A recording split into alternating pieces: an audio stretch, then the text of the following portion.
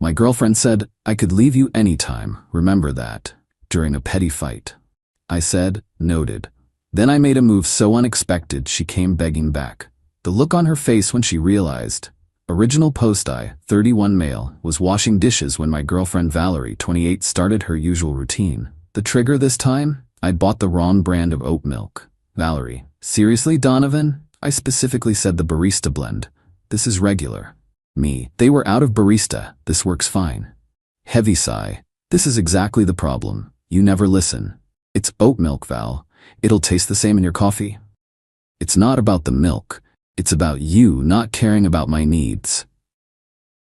Here we go. The spiral from minor inconvenience to relationship referendum. Me, I drove to 3 stores looking for your specific brand, and gave up like you always do. I spent an hour hunting for oat milk. A real boyfriend would have found it. I kept washing dishes. This was her pattern. Small issue becomes huge, fight becomes threat. Valerie, you know what? I'm done. I could leave you anytime. Remember that. There it was, her favorite card. The threat she played at least twice a month. Me, noted. That's it? Noted? What do you want me to say? I want you to care that I might leave. You threaten to leave every time we disagree. About coffee creamer. About what to watch. About which way toilet paper should hang. Because you don't appreciate me. Do you know how many guys want me? The same ones you text when you're mad at me? She froze. Yeah, I knew about those. The emotional support orbiters she kept on standby. That's not, how dare you go through my phone.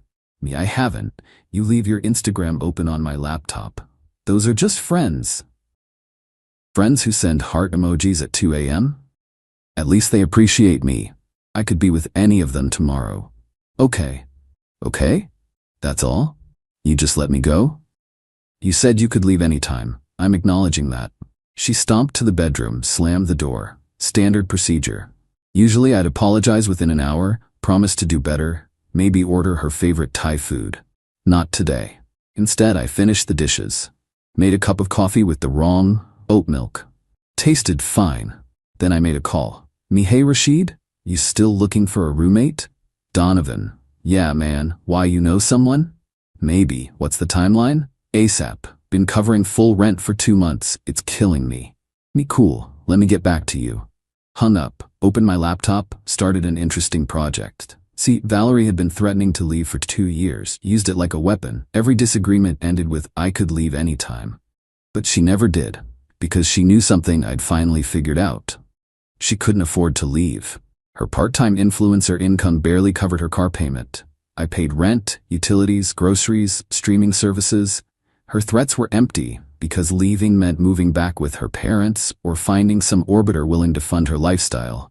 But what if leaving wasn't her choice anymore? What if I made it easy for her? Time to find out. Update 1. 1 week later. The plan unfolded beautifully. Day 1 after the fight, Valerie emerged expecting the usual apology ritual.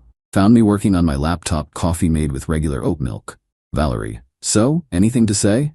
Me. Good morning to you too. That's it? No apology? For what?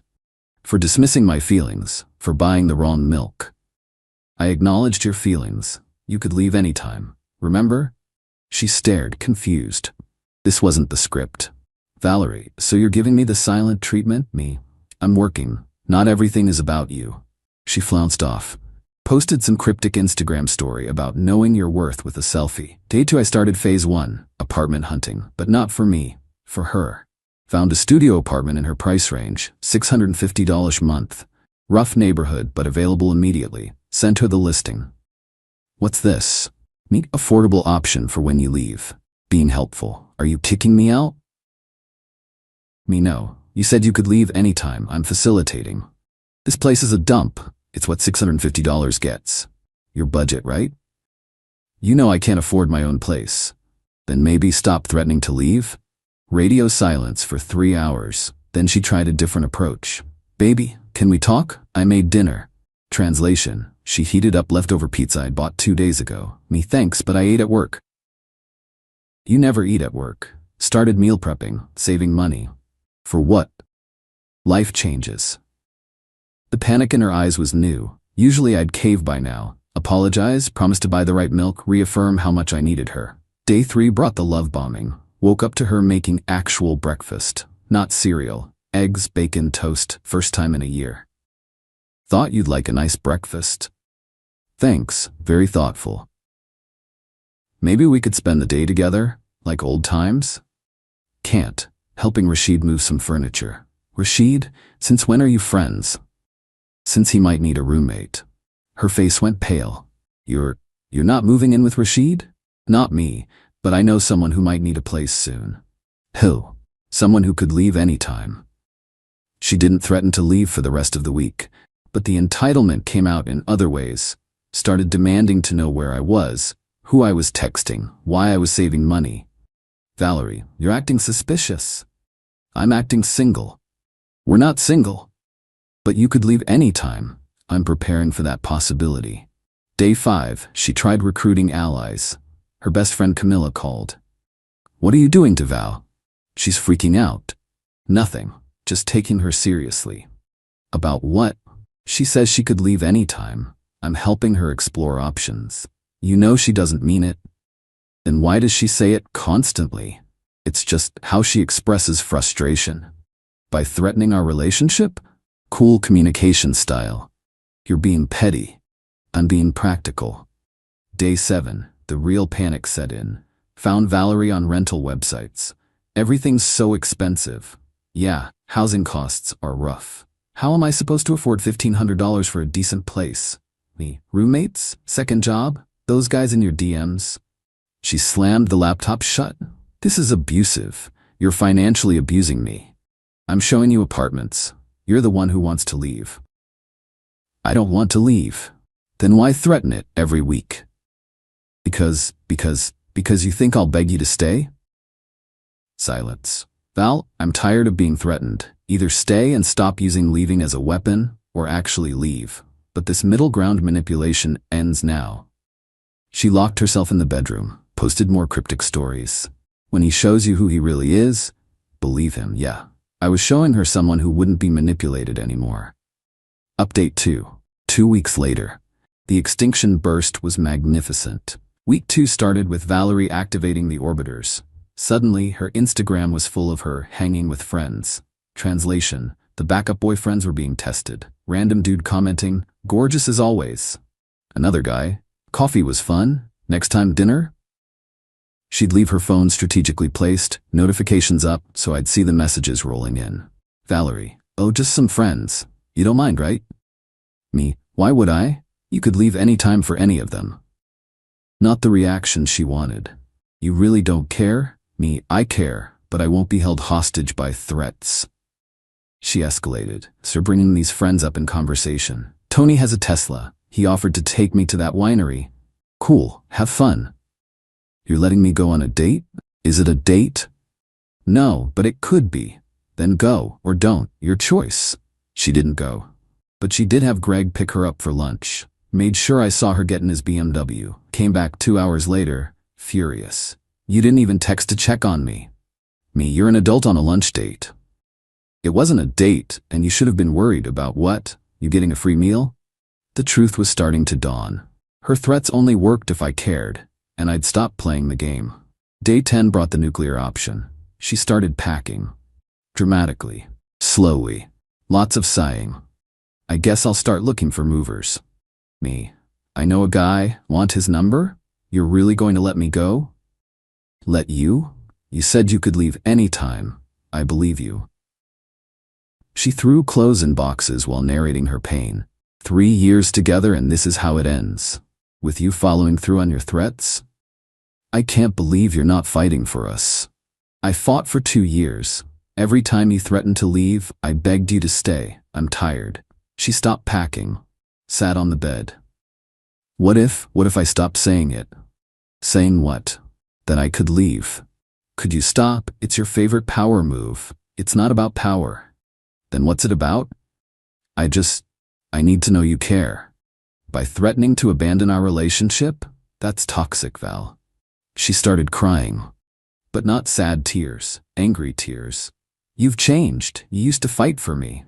I used to be scared of losing you. Now I'm more scared of keeping someone who threatens to leave every week.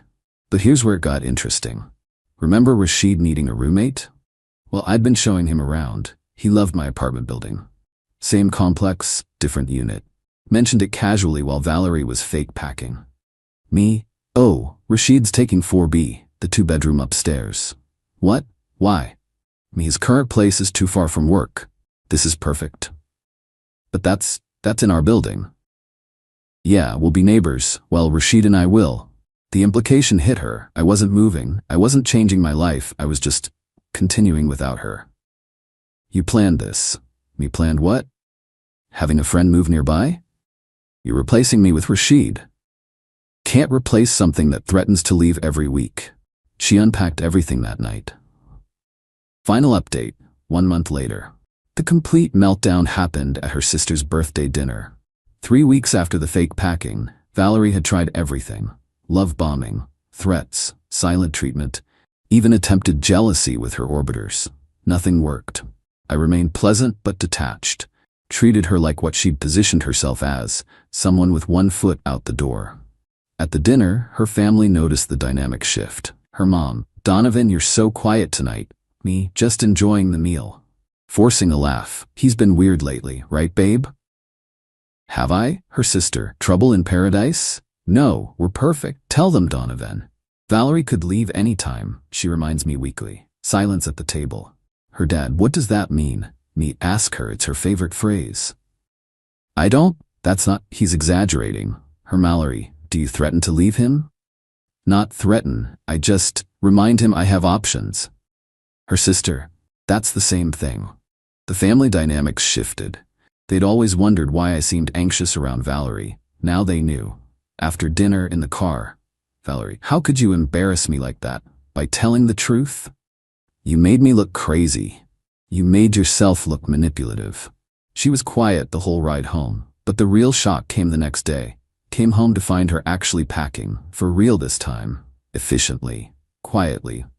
Me finally following through?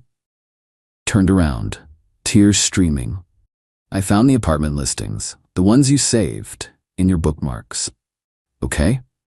They're all studios, all 1-bedrooms, all for one person, yeah? You were looking for places for yourself, not for me. There it was, the thing she'd never considered. My lease is up in 2 months. Thought I'd explore options. Without me? You could leave anytime. Why would I plan a future with someone who's always halfway gone? I didn't mean it. Which time, the 100th? The 200th? She sat among her boxes, realization hitting. You're done. You're actually done. Me, I've been done since the oat milk fight, just took you this long to notice. But I love you. You love controlling me. There's a difference. She tried one last manipulation. Valerie, if I leave now, that's it. No second chances. I won't come begging back. Okay. I mean it. This is your last chance to stop me. I heard you the first time. She left that night, went to Tony with the Tesla, posted about new beginnings and knowing your worth. Lasted exactly 1 week. The text started at 2 a.m. Can we talk? I made a mistake. Tony's a creep. I didn't mean any of it. Please, I need to come home. I'll never threaten to leave again. I see what I had now. I'm begging you. Please respond, I have nowhere to go. Didn't respond, but I did see her the next week. She was touring apartments in the building. The studio on the first floor, the one I'd sent her originally. She saw me in the lobby. The look on her face when she realized I was staying, thriving, completely unaffected by her absence. Donovan? Hi, I'm just looking at places. Cool, good luck. Maybe we could talk, get coffee? I'm good, but hey, that studio's actually nice, affordable too. Yeah, affordable. The manager walked by, nodded at me. Mr. Hayes, Rashid's all moved in. You guys planning that game night? Friday. Should be fun. Valerie watched me living my life, the life she'd threatened to leave so many times. I could really use a friend right now. Tony has a Tesla, maybe he can drive you to find some. Walked away. Last I heard, she moved into that studio. Posts about independent woman life while working 3 jobs to afford it. Her bio reads, sometimes the best thing you can do is leave. Funny thing is, she's right. She just never thought I'd be the one to realize it first.